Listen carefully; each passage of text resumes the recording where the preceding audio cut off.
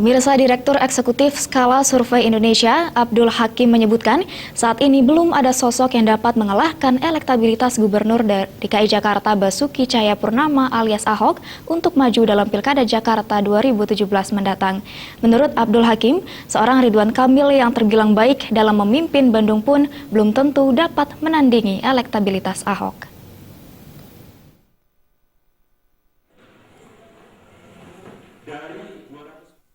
Direktur Eksekutif Skala Survei Indonesia, Abdul Hakim menjelaskan, Pilkada DKI Jakarta yang akan dilangsungkan 2017 mendatang sulit untuk menggunakan sistem persaingan yang diterapkan di Pilkada sebelumnya, yakni saat Jokowi mencalonkan diri sebagai calon gubernur DKI Jakarta.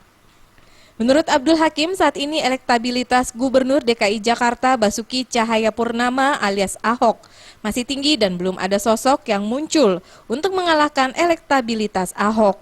Abdul Hakim menilai sekelas Ridwan Kamil yang terbilang baik dalam memimpin Bandung pun belum tentu dapat menandingi elektabilitas Ahok.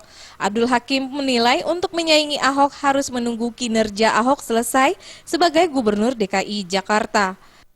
Ridwan Kamil nanti juga memiliki rekam jejak yang cukup bagus, tapi tidak di wilayah Jakarta.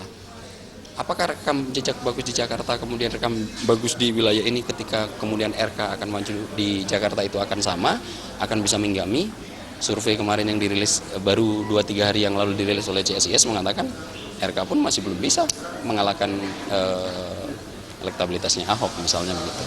Nah, dalam konteks ini apakah nanti Ahok akan bisa menangi kontestasi tergantung kinerja sampai hari hanya. Lembaga Survei Center for Strategic and International Studies CSIS menyatakan 67% warga Jakarta puas dengan kinerja Gubernur Basuki Cahayapurnama. Ahok dinilai cukup sukses melaksanakan janji kampanye Jakarta Baru saat maju pada Pilkada 2012. Menurut CSIS, Ahok masih menduduki calon paling populer dibandingkan kandidat lain untuk pemilihan Gubernur DKI Jakarta 2017. Dari Jakarta, Adi Darmawan dan Wayan Agus.